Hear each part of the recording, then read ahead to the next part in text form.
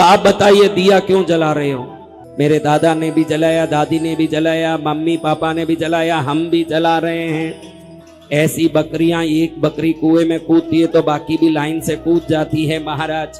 तो फिर किस लिए? देखिए आपको एक बात बताऊं, ये मनुष्य शरीर स्थूल शरीर है। स्थूल शरीर में हड्डी है, मांस है, मज्जा है, चमड़ा है, खून है, वीर्य है, सप्त धातु हैं। लेकिन देवताओं के शरीर सूक्ष्म शरीर है। क्या शरीर है महाराज? ना हड्डी है, ना मांस है, न मज्जा है, न वीर्य है, न खून है, न चमड़ा है, सप्त धातु नहीं है। वो शरीर वैक्रिय शरीर है। अब ये स्थूल शरीर को स्थूल पदार्थ पेट में भोग के रूप में डाला जाता है और वो स्थूल पदार्थ पेट में जाता है, पच के खून बनता है, वीर्य बनता है, बल बनता है, जो बचा हुआ व्यर्थ का वस्तु है मल मूत्र बनता है। अब देवताओं के शरीर में ऐसा कोई भी स्थूल पदार्थ है नहीं, स्थूल शरीर है नहीं, तो उनके शरीर को शक्ति कैसे पहुंचता है महाराज?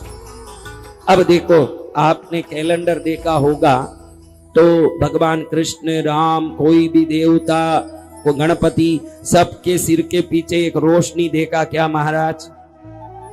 देखा? जी भगवान। ये रोशनी निकलता है, देखा आपने?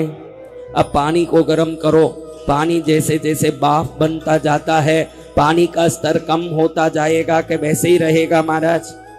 कम होता जाएगा। बोलो बोलो, कम होता जाएगा ना?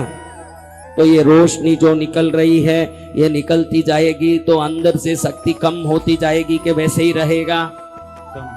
जब ये शक्ति खत्म हो जाए, इसी को देव आयु की समाप्ति कही जाती है।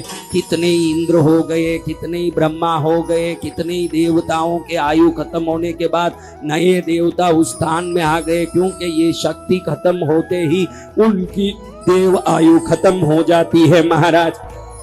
अब आप लोगों के शरीर में थोड़ी शक्ति खत्म होती है तो आप भोजन डाल लेते हो, जैसे ही भोजन डाला शक्ति पुनः प्राप्त होती है।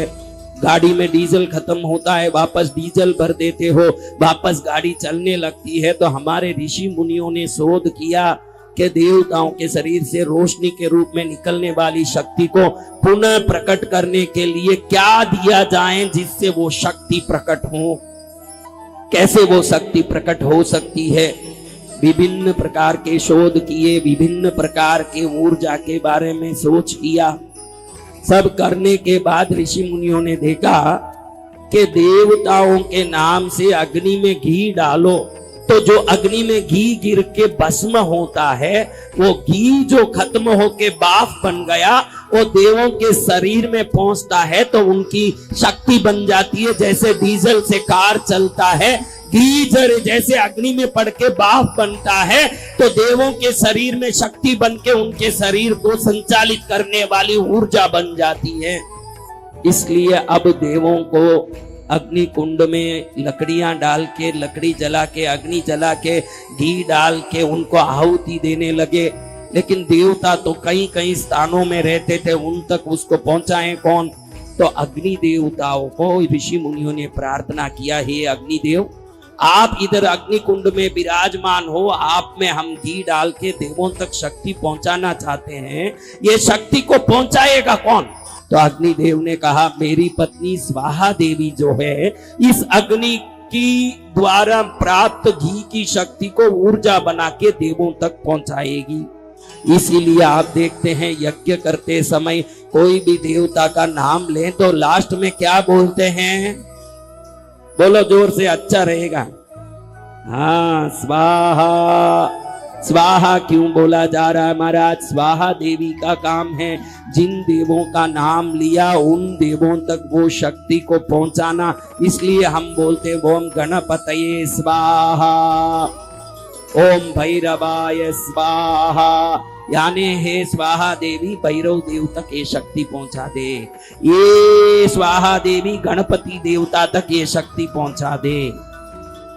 ऐसा अब हमारे ऋषि मुनियों ने देखा कि अभी बड़े पंडित ब्राह्मण विद्वान जो शास्त्र और ज्ञान रखते हैं वो ही ये यज्ञ कर सकते हैं, तो हर संसारी के घर में देव कृपा कैसे प्राप्त हो? इसलिए आपको वो छोटे से दिया करने की पद्धति ऋषि मुनियों ने बताया कि बड़े बड़े यज्ञ में जो अग्नि में घी डाल के स्वाहा किया जाता है, आप थोड़ा घी भर के अग्नि लगा के अपने देवता के सामने रखोगे। अग्नि कुंड में अग्नि नीचे और घी ऊपर से डाला जाता है, दीपक में घी नीचे और अग्नि ऊपर जलाया जाता है। दोनों का तात्पर्य एक ही है कि किसी भी प्रकार से घी को अग्नि से संपर्क करा के घी को समाप्त करके उन देवों तक शक्ति पहुंचाएं, ताकि आपके घर में बैठे हुए देवता देखें इन्होंने मुझे शक्ति दिया तो बदले में मैं इन पर कृपा करके इनके घर का कल्याण मैं कर दूं। जय जय गुरुदेव। इनका घर का मैं मंगल कर दूं। अभी मैं पूछता हूं, आप सब खाली उंगलियों से इशारा करना। ये जो लाइट जल रहा है, कितने तारों से कनेक्शन दे तो ये लाइट जलते हैं? उसमें कितने तार होते हैं? कितने तार? एक दूसरे को देख के भी कई लोग पड़ोसी को देख के पहले कंफर्म करते हैं, हाँ 2 ही है, फिर ही वो हाथ उठाते हैं। खास करके बहनों का आदत है कि पड़ोसी अगर 4 कर दें तो वो भी 4 कर दें, कि पड़ोसी 3 कर दें तो 3 कर दें।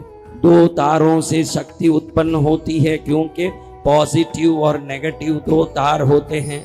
आजकल घरों में जो दीपक किया जाता है उसमें शक्ति नहीं प्रकट होने के कारण आप रुई की एक बत्ती लगा देते हो, वो सिंगल तार वाली ऊर्जा बन के कभी शक्ति नहीं देती। 2 बत्तियों को एकत्रित करके एक साथ रख के घी डालें, पॉजिटिव और नेगेटिव ऊर्जा का तार जुड़ेगा तो विद्युत प्रकट होगा, देवों के शरीर में शक्ति बन के जाएगा, और देवों के शरीर में शक्ति जाएगा तो आपके घर में शक्ति भर जाएगा, आपका घर कल्याणमय हो जाएगा। जय जय गुरुदेव।